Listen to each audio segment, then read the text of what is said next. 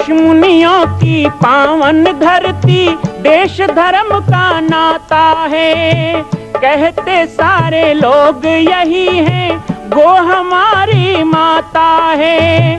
जाग उठो ओ भारतवासी, जाग उठो ओ भारतवासी, गो पर छुरियां चलती हैं। बंद करो गो माँ की हत्या, सारी जनता कहती है। बंद करो गो माँ की हत्या, सारी जनता कहती है।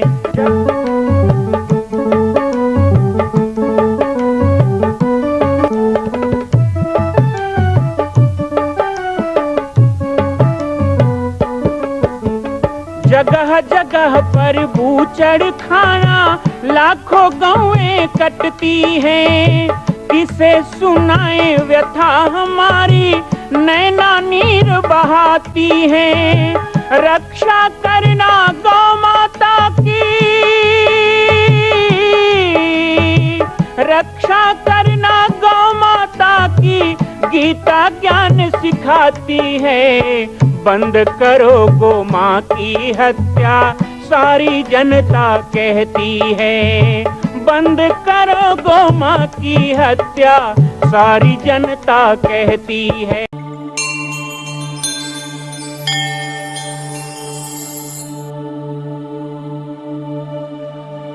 पाटेश्वर धाम से करीब 50 भक्त लोग, श्रद्धालु लोग वहां से सबका प्रतिनिधित्व करते हुए, जितने पाटेश्वर परिवार के लोग हैं सबका प्रतिनिधित्व करने के लिए ये लोग सब आए हैं। वहां से हरिद्वार, हरिद्वार से बद्रीनाथ। बद्रीनाथ एक ऐसा तीर्थ है जो तपस्थली है, वैसे पूरा हिमालय तपस्थली है, परंतु बद्री भगवान जहाँ स्वयं नारायण तप युक्त हैं, वहां किसी के जीवन में कोई ताप नहीं रहता, कोई संताप नहीं रहता।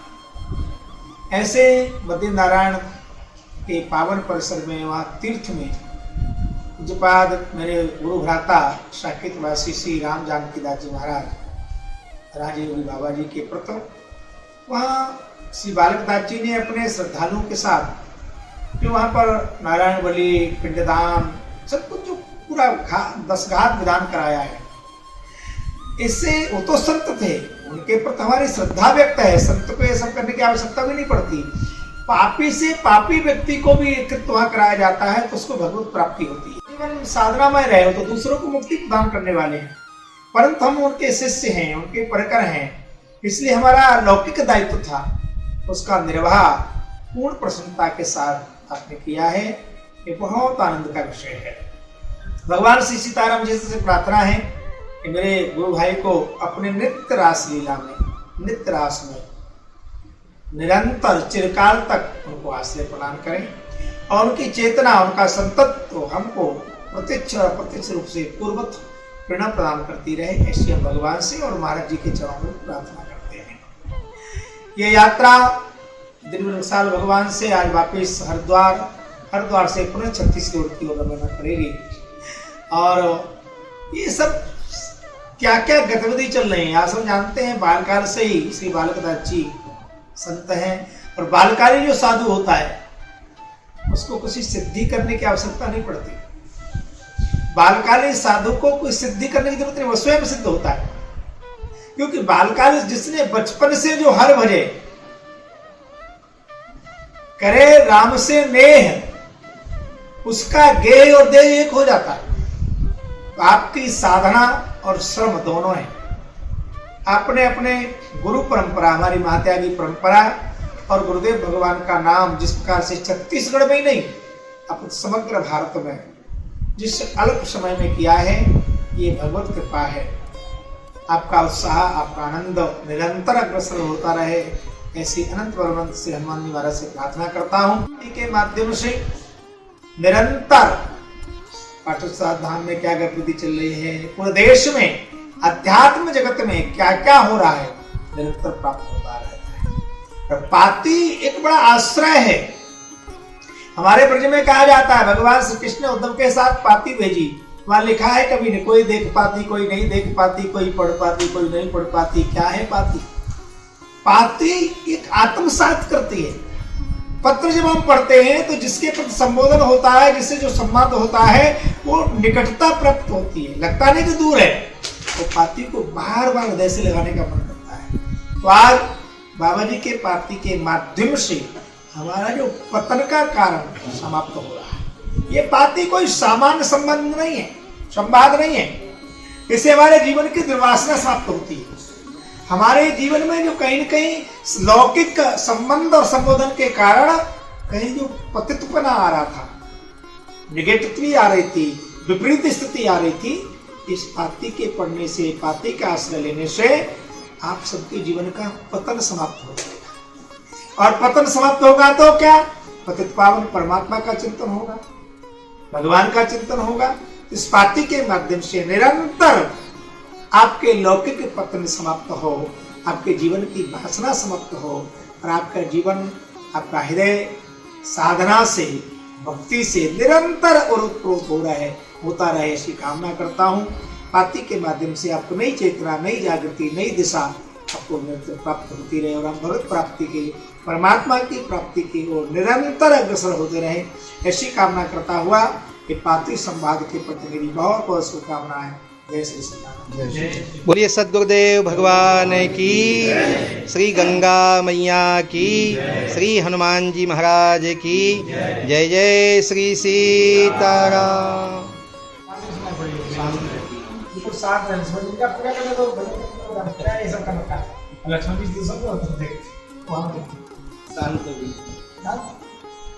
मैं फिर कहूँगा, भगवान नारायण नहीं मंदिर का आसन में बनाए वैसे ही आपको बस भगवान शिव के घरों ने कहा कि आप क्या करना है, भजन करना है। तो भजन करना है तो मालिक से बिना पूछे कैसे करोगे? अनुमति तो लो है, भगवान शिव का है, तो बिना किसी मालिक को बिना पूछे आप किसी के घर में घुसा, बहुत अच्छी बात नहीं। भगवान ने कहा कि भगवान शिव को हमारे आराध्य हैं, आराध्य स्वामी होता है और स्वामी के घर में आने के लिए सेवक को पूछने की क्या है? अधिकार है बोलने की, आपको पूछना पड़ेगा। ठीक है, भगवान शिव से प्रार्थना की कि प्रभु मैं तो साधना करना चाहता हूँ। तो भगवान श्री नारायण जय बद्री विशाल, जय माता लक्ष्मी जी आ तो गई। माताएं तीर्थ करने जाएंगी के माध्यम से ले लाओ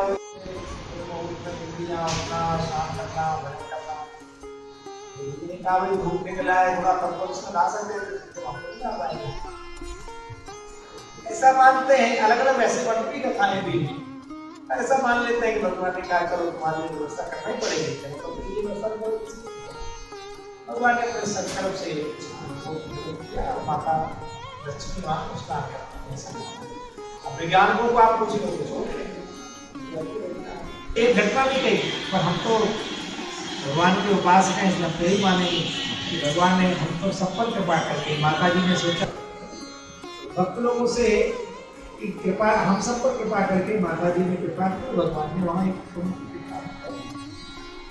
विज्ञानिक कहेंगे वहाँ वो ज्यादा है, क्या बोलते हैं गंधक ज्यादा है, तो उनका तो गंदा मामला है, तो गंदगी दिखाई, और हम तो भाव प्रधान है, इसलिए हम क्या गंदक गंदगी नहीं मानते।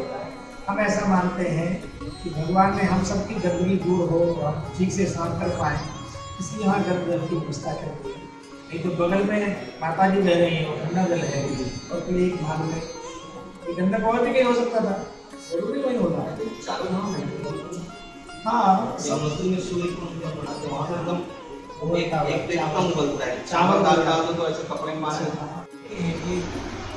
प्रारंभ में गांव देहात में लोग रहते थे और किसी को थोड़ा फुंसी हो जाए, बुखार आ जाए, लोगों की श्रद्धा की बात, तो लोग जो कभी गंगा नहाया होगा उसको कहते थे तेरा खून मार दो, गंगा नहाया ठीक हो। श्रद्धा, और श्रद्धा ही जीवन में सब कुछ प्रदान करती है। जीवन में जो श्रद्धा संबल रहित नहीं संतन कर सकते, जीवन में श्रद्धा नहीं है तो आप जीवन में कभी पूर्णता को प्राप्त नहीं हो सकते, कभी निजता को प्राप्त नहीं हो सकते, ये संतुष्टि नहीं होती। इसलिए जीवन में श्रद्धा बहुत आवश्यक है। तीर्थ में जब हम जाए तो हमारे अंदर श्रद्धा हो। अभी तो श्राद्ध चल रहा है, जिन पितरों के नाम से हम रोटी खाते हैं, जिन पितरों के नाम से हमारा जाति रूप इत्यादि है, जिन पितरों की खेत का अन्न खाते हैं, मतलब जिन पितरों के नाम से हम जी रहे हैं, उन पितरों के ऊपर श्रद्धा व्यक्त करना बहुत बड़ा नहीं। अब लोग चर्चा करेंगे, अरे पितर तो मर गए, कैसे वहां चला जाता है, कैसे पहुंच जाएगा, ऐसा लोग तर्क करेंगे। आज के समय में एक तर्क विकास ये हो गया, ये फोन है, आपको किसी को 500 रुपए देना, देना नहीं, फोन से चले जाते हैं, लिया ऐसे हो गया। तो जब फोन से पैसा जा सकता है तो क्या श्रद्धा से किया हुआ अन्नदान या वो हमका चित्रों को नहीं मिलेगा? ये लौकिक उदाहरण है, जो ज्यादा पढ़े लिखे अपने को मानते हैं उनके लिए ही है। हम लोग यहाँ बैठ रहे हजारों लाखों किलोमीटर की बात हो जाती है, कोई प्राप्त नहीं, कोई कुछ नहीं। तो हम श्रद्धा से करेंगे तो अपने पितरों से हम वार्ता नहीं हो पाएगी क्या? पर होने चाहिए श्रद्धा। टावर ही श्रद्धा है, टावर नहीं होगा बात नहीं हो पाएगी। तो हमारा श्रद्धा रूपी टावर हो और वहाँ वो तरंगे आती हो, तरंगे नहीं आएंगी तो हो क्या हो? तो जो हमारे गुरुजन संत हमें मंत्र देते हैं, उसका भजन करते हैं, पूजा करते हैं, आपने देखते हैं जीवन धीरे धीरे सब बदल जाता है। कई लोग आपने देखे हैं जो बहुत निरंतर भजन करते हैं, नाम जप करते हैं, श्रद्धा से रहते हैं, वो किसी को भले न कहें पर कुछ दिन बाद वो अनुभव होने लगता है। आकृति देखो, ज्योतिष की जरूरत नहीं है, आकृति देख के बता देते हैं कि व्यक्ति क्या कहना चाहता है, क्या करना चाहता है, भजन के प्रभाव से। तो भजन करने से धीरे धीरे धीरे धीरे हमारे जो अंदर के चक्षु हैं, दो नेत्र तो ये हैं, एक ज्ञान विराग, दो नेत्र वाले ज्ञान विराग के, वो भी खुल जाते हैं। इसलिए हमें जब समय मिले सत्संग करना चाहिए, स्वाध्याय करना चाहिए। और करने में भैया नाम जप नहीं कर कर्म धर्म विवेक राम नाम ब्रह्म, जहाँ पर हो, खेत में, खलिहान में, घर में बैठे हो, कुछ भी, अरे ताश भी खेलते हो तो भी राम नाम करते हो, भाव से कुभाव से, कहीं भी, कैसे भी, कोई भी जय। नाम जप निरंतर करते रहिए। नाम जप करते रहोगे तो जैसे आप देखिए गंगा स्नान करिए, जैसे ही आप थोड़ा जल देंगे तो आपको बड़ा ठंडा लगेगा, मन नहीं करेगा कि और अंदर जाके एक गोता लगा लीजिए, अनुभव खुद करिए, हमारे क्या एक गोता लगा लीजिए, आपको बाहर निकलने का मन नहीं करेगा, फिर मन नहीं करेगा नहीं, क्योंकि फिर माँ अपनी ममता का प्रक्षालन करा देती है, अपने आंचल में देती है। और माँ के चरणों में, माँ की गोद में बैठ करके कितना सुख की अनुभूति होती है, तो बालक ही तो ये माँ है, जगजननी है। माँ के चरणों में कितना, देखो भगवान श्री राम के विषय में कहा है, भगवान विश्वामित्र को पूछा एक और गंगा गाद सुन सब कथा सुनाई, जय प्रकार सब सर नहीं आई, कहे गए कोटिक कथा प्रसंगा, राम विलोक है। भगवान विश्वामित्र के मुख से भगवान श्री राम ने कथा सुनी, और वही कथा भगवान श्री सीताराम जी को, जानकी जी को, लखन को सिंहवेद को जाकर के कथा सुनाई गई। उतरे राम देव सब देखी, कीन हो प्रणाम। जैसे ही भगवान ने गंगा जी को देखा तो रथ से उतर गए, उतर करके साष्टांग प्रणाम किया, लखन को कहा, लखन जानकी काम करो, ये साक्षात भगवती मां गंगा है, इसका दर्शन मात्र से तीर्थ में जाकर के जो वहाँ देवता है, जो सरोवर है, गंगा है, उसकी कथा सुनना, उसमें स्नान करना, एक रात की निवास करना, ये कितना महत्व होता है। तो भैया ये तो हरिद्वार है, द्वार है ठाकुर का, यहाँ से प्रवेश है। अब किसी के द्वारे हम कब जाते हैं? आप तो हमारा परिचित हो, रिश्तेदार हो, मित्र हो, अपरिचित व्यक्ति के द्वारे पहुंच जाओ तो कहेगा हाँ बताओ किससे मिलना, क्यों आगे, कहाँ से आ गए, पूछेगा नहीं पूछेगा। तो हरि के द्वार पर तो वही आ सकता है जो हरि का हो, जिससे हरि का संबंध हो, जिससे परिचय हो। तो हम सब पर भगवान ने कृपा की है, हरिद्वार की पावन भूमि में हम सबको आने का सौभाग्य प्राप्त हुआ। यही महाराज दक्ष ने यज्ञ किया था, दक्ष मंदिर है माँ, जब भगवान शिव का अपमान करने के लिए देवताओं को बुलाया, यज्ञ करने को कहा, बाद में केवल दिल से हुआ, उनको पुत्र का हो लग गया से, आप पता जानते हैं रामचंद्र मानस में। और मेरा कहना ये माया नगरी है, सप्तपुरियों में पूरी है। यहाँ ब्रह्म कुंड है, जहाँ अमृत की लालसा लेकर के 12 वर्ष में सब पूरी दुनिया के लोग आते हैं। मैं तो कहता हूँ गंगा में तो हर समय गंगा अमृत तो है, इसलिए गंगा का आचरण करना, गंगा में आह्वान करना। और आपका ऐसा ही बालूदास जी का ही है, हमारा तो कुछ हम लोग पैसे नहीं। आपका अपना आश्रम है, आते जाते रहिएगा और ऐसी बार आप लोग इधर उधर रहेगा, आगे से ये सब नहीं होना चाहिए। चाहे छप्पर ही सही अपने यहाँ रहना चाहिए था आप लोग, पर चलो वो भी अपना ही है, पर कोई नहीं, सब कुछ समझते हैं। पर आगे वायदा करेंगे यहीं रहेंगे, जबड़ बुटाबड़ नहीं करेंगे। चलो वायदा करो। बोल सकते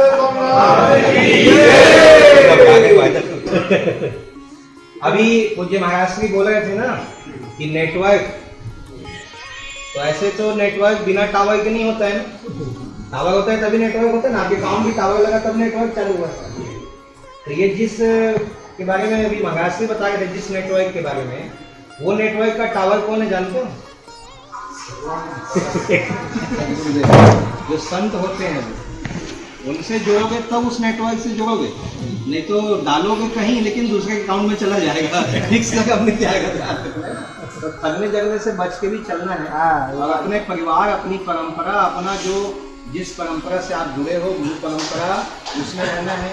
मैं आप सभी को बता दूं, वैसे तो सब जानते हैं पूज्य महाराज श्री को, हमारे दादाजी को सब जानते हैं, मचान वाले बाबा जी, और उन्हीं के कृपा पात्र हमारे गुरुदेव भगवान श्री राजयोगी बाबा जी, और राजयोगी बाबा जी के ही गुरु भाई अर्थात हमारे पूरे पाटेश्वर धाम परिवार के पूज्य श्री चाचा श्री हैं। हमारे गुरुदेव भगवान वैसे ही हैं। गुरुदेव भगवान ऐसा बिल्कुल नहीं है कि कहीं गए हैं, वो कहीं नहीं गए हैं, वो तो हमारे साथ और एकदम निकट हैं, हम सबके पास हैं। लेकिन गुरुदेव भगवान की छवि और गुरुदेव भगवान का ये झलक है, उनका जो आशीर्वाद, उनका प्रेम है, वही पूज्य महाराज श्री से हम सबको मिलता भी रहा है, आगे भी मिलता रहेगा। और जैसा महाराज श्री ने कहा, हम कहीं जाने वाले हैं भी नहीं, आप हमको कहीं कहोगे भी भाग जा तो भी हम आपके चरणों में चिपके रहेंगे। यही हमारा है ना धर्म है, और यही हम लोग चाहते हैं आपसे आशीर्वाद। तो महाराज श्री को कहीं जाना भी है थोड़ा सा, फिर अभी आ जाएंगे, तो महाराज श्री जाएंगे। जय सीताराम।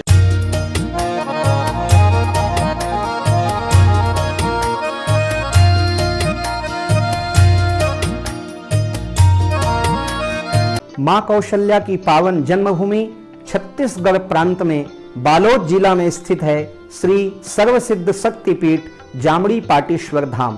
परम पूज्य सद्गुरुदेव राजयोगी बाबा जी की तपस्थली श्री पाटेश्वर धाम और विश्व के अद्वितीय मां कौशल्या जन्मभूमि मंदिर निर्माण का दर्शन करने और इसी प्रकार समसामयिक विषयों पर अपना ज्ञान वर्धन करने के लिए और 10,000 गायों के लिए बनने वाले श्री हनुमान नंदीशाला गो अभ्यारण्य का समाचार प्राप्त करने के लिए आप सभी देखते रहें YouTube चैनल पर राम बालक दास, और हमारे चैनल को आप सभी सब्सक्राइब करें, घंटी का बटन दबाएं ताकि आप सूचनाओं से जुड़े रह सकें। जय श्री राम, जय गौ माता, जय गोपाल।